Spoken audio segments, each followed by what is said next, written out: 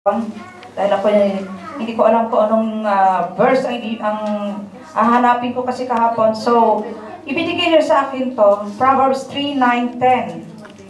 Honor the Lord with your wealth and with the first fruits of all your produce. Then your barns will be filled with plenty and your vats will be bursting with wine. So sa Tagalog ito, Yahweh, ay handugan mo, bahagi ng kayamanan. Pinakamainam na ani mo sa Kanya ay ibigay. Sa gayon, kamalig mo ay lagi daw aapaw, sisidlan ng inumin ay hindi nga matutuyan. So, napakabait ng Panginoon, kasi talagang ibibigay sa atin ng wealth, ang full wealth natin. So, dito pala nakita lang natin na yung buhay na nasa atin, ibinigay sa atin ng mahal na Panginoon. Araw-araw na pagising pa lang natin, may buhay na tayo No, meron tayong blessings na natatanggap. Doon pa lang, dapat nagpapasalamat na tayo Dapat hindi tayo titingin doon sa mga bad o something na nagpabaksak sa atin, Although minsan tao lang tayo, minsan dumarating talaga yung nawawala ka sa sarili ba? Oh, yeah. Kasi naramdaman din natin na tumatawa si sis kasi. Oo. Pero, kumbaga, kung nandiyan ang Holy Spirit sa atin, at malakas ang pananampalataya mo talaga, doon pupokus ka sa Kanya, di ba? So, doon pa lang, kita mo lang, sabi niya, handugan daw natin ang bahagi ng kayamanan. So, binigyan tayo ng Panginoon ng talent or ng trabaho, araw-araw. Sabihin na natin nakakapagod, oo. Pero yun ang hanap natin di ba? Kasi kung di naman tayo magtatrabaho, wala rin tayong kakainin.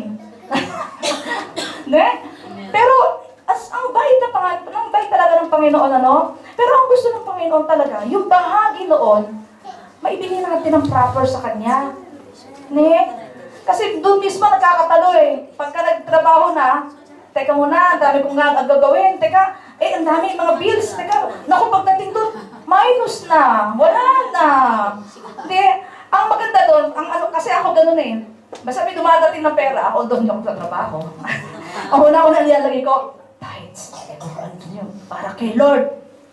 Hindi mo pwede ilagay mo sa sa baba. Ilagay mo lagi sa una. Kaya pag sinabi mo, ay, wala na ako. Minus na. Diyan at least, nandun na, nakalist down na. Bahala ka na lang mag-adjust. Di ba? Bahala na si Lord doon. Di ba? At least meron na si Lord. Kasi minsan nakakalimot tayo, di ba? Nangyayari kasi sa akin yan. Sa kinakot, sabi ko, uunahin ko si Lord. Number 1, number 2, yan. Pagdating na lang sa dulo doon, pagkain na lang bigas. Ngayon nakita mo, may bigas pa. Pwede pa hanggang sa sa next month. Di ba? Di ba? Kakain ka pa rin, di ba? So, ang dami natin ipasalamat. So, sa akin, yun lang sa akin, huwag tayo makakalimot kay Lord, lalo yung ating mga binigay ng Panginoon, yung mga biyaya, babalik lang natin. Hindi lang naman pera Yung talent ng binigyan sa atin, babalik natin. Huwag natin ipagmaramot, Kung ikaw kumakanta ka, kung kumakanta siya, kailangan i-serve Kasi hindi natin pwede yung kakalawangin ka. Although minsan talagang nando lang ka ba natin, pero it's okay. God is good, Ibibigay talaga sa atin yan. So, onegaishimasu. Wala tayong tugtog. Kim! Okay, go! Alright! Nandun na pala kanina ko kayo dahil. Cheerful giver. Kailangan nakangiti pa nagbibigay. Yan. Yan ngiti.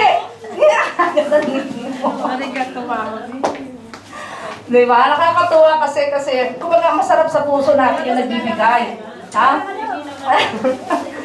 Hindi ka totoo na. Kasi kung sa iba, kung sa atin, noong pa, hindi tayo nakakilala sa Panginoon, di ba? Parang, ano ba yun? Ano ba ito?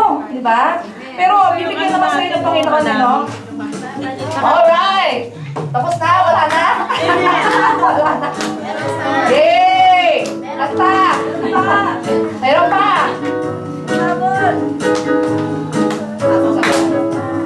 Nalingkod sa'yo habang buhay.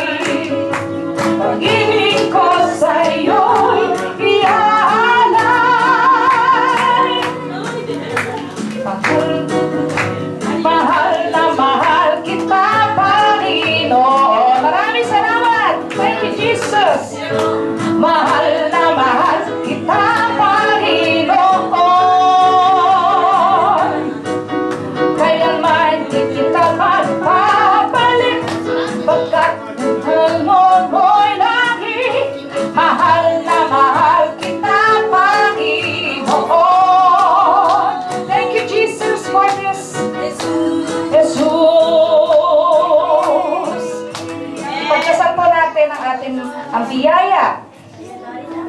mga pasasalamat sa mahal natin Panginoon, O God.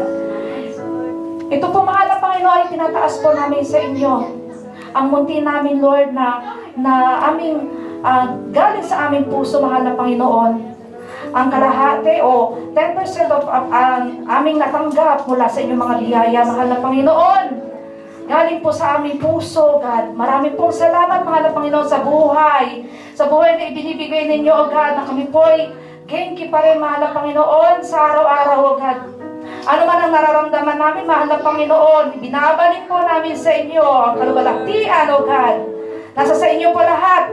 Kayo po ang may gawa ng langit at lupa at kayo po ang nakakaalam na lahat, O God.